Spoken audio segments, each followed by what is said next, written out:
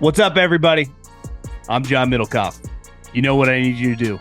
Subscribe to our YouTube channel. We got content for days reacting to every NFL game all the time, every single day. Subscribe, like the videos. Let's go. I want to get you out of here. I got two teams that I think are huge swing teams. Ooh, let's the go. Colts. If you tell me they went 10-7 and Daniel Jones resurrects his career, I'd be like, I bet Tyler Warren, Jonathan Taylor, hell, even Daniel Jones probably has a pretty good fantasy year. Yep. If you tell me they could win 6-7 games, I'd be like, I'd stay away from that group. Yep. Same thing with the Rams, which is obviously predicated on a guy's back. So it's a little dip. We know Stafford, when he's on the field, is going to be good. But if you tell me, Stafford's back, he played 4 games. It's like, I'm Jimmy Garoppolo. Like, I'm sorry, I'm out on that situation. Yeah. It's Stetson Bennett, too. Like, I'm just no chance. And I love McVay. But let's start with the Colts. Your thoughts on their situation? We're sitting here, by the time I put this out on Monday, I think Anthony Richardson gets traded before the season because I don't think you can have. I do too. You just can't. It's just, the There's no going dynamics. back. There's no going back. You've benched the guy, and now you picked a journeyman starter over him, and it's like it's over, dude. It's like I'm not saying the vibes have been good, like about his dedication and work and some of the things you can kind of read through the tea leaves, but it's like did you not understand who you were drafting? Like a guy that didn't have a lot of starts, a lot of reps and stuff. He needed that time to grow, and then the injuries and stuff, and then it's like we're worried about our jobs, and then the suboptimal decision making comes in where it's like now we're coaching for our jobs and stuff, and we're basing our hope on Daniel Jones. Like, I think a lot of times when this stuff happens, because I when I was living in the Bay, I saw it with Trey Lance. Yep. I think back in the day, like the 80s or the 90s, like if Ditka were to do this or Parcells, like the locker room has no influence. I think nowadays, I bet the players are telling Shane, like, could be they're because you don't hear a peep when all the Trey Lance stuff happened with Purdy. They all were like, it's different because, they truly believed in Purdy. I don't know if they believe in Daniel Jones. Trent Williams, Fred Warner, Deebo Samuel, they were all on board. They wanted it. Yep. Right? Yep. In this situation, I just think that I wonder if a lot of players internally kind of gave up on him last year during that situation when he tapped out. And it's like, is Shane Steichen just going rogue? Like, they're like on the fence. We'll go with either guy. I think there are locker room dynamics more than ever in the modern day pro sports, and you kind of listen to your star players and they're cool with it. I'm with you. Like, big picture, you should have known. But the problem is when a guy's always injured, it's impossible to develop. Yeah, it's tough. And now we're year 3 and we think we have like a playoff level roster. It's like, what are we going to do?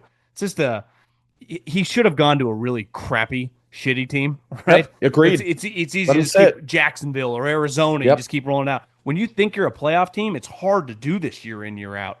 I don't disagree with you, and it's tough when the guy gets hurt and then he can't get the reps even you forecasted or wanted for him. But like, if Daniel Jones can just be a league average quarterback, like, and Shane Steichen can just scheme around him with all the parts and pieces, like this team could win 10, 11 games this year because I think their defense could take a step forward too.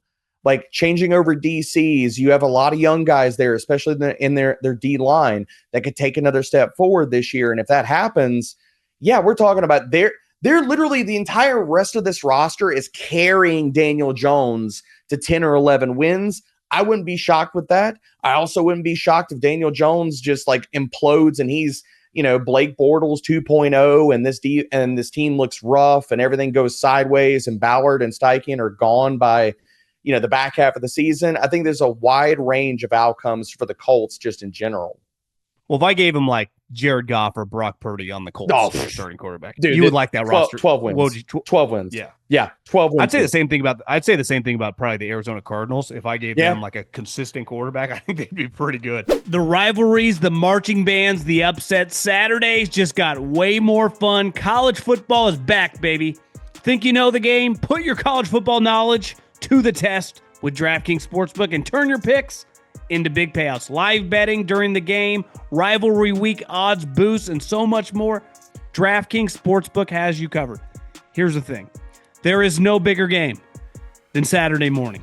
Texas, Ohio State. I understand Arch has never started a big game. Played a couple last year, but never anything like this. Ohio State lost a ton of guys to the draft. I think this Texas team, if Arch lives up to the hype, poised to win an Natty. I'm taking Texas. I know it's at the shoe. I know it's a tough environment. I just think, as Earl Woods used to tell Tiger Woods, let the legend grow. That's what I would tell Arch Manning. Go win this game, cover that spread, money line, let the legend grow. And here's something special for first-timers, new customers.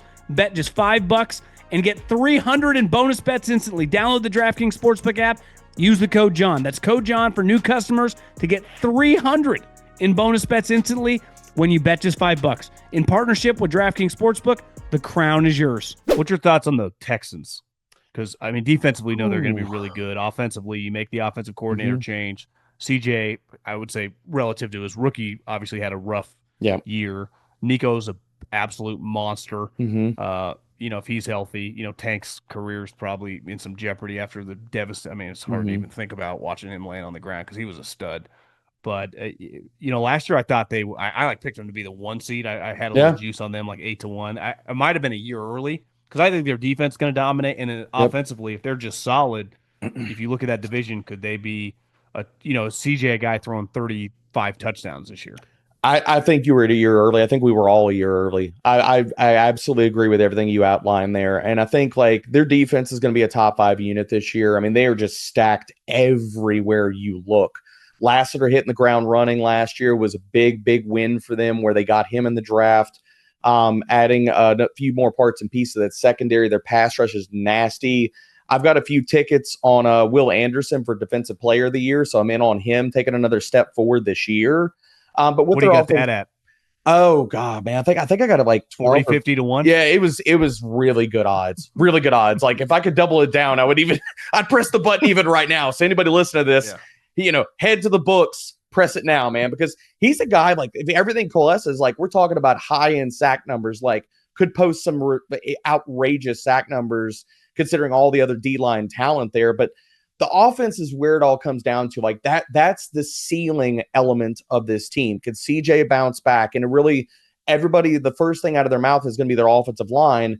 And I just want their offensive line to be league average. And I think that's possible. I'm not saying I love the parts or pieces, but Middlekauff, we also lived in a world last year where a lot of these same dudes were on this depth chart last year, and everybody wasn't worried about their offensive line until they cratered.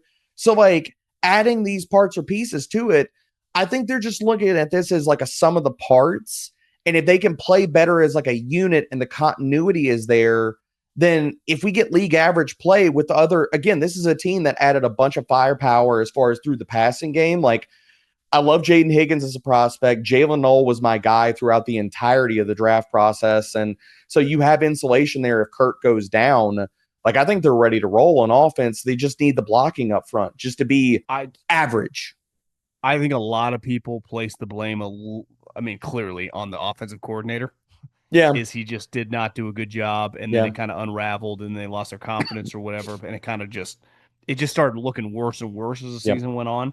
That they think the cohesion, play calling, let's face it, you can make, McVay and Kyle Shanahan haven't exactly had the mid-90s Cowboys offensive lines over the years, right? So you can scheme around, to me, you can't, it's hard to scheme sweet pass rushers. You either got Will Anderson or Nick Bosa or Aiden Hutchinson. You could scheme around some random offensive linemen, but you can also, those guys can expose you fast.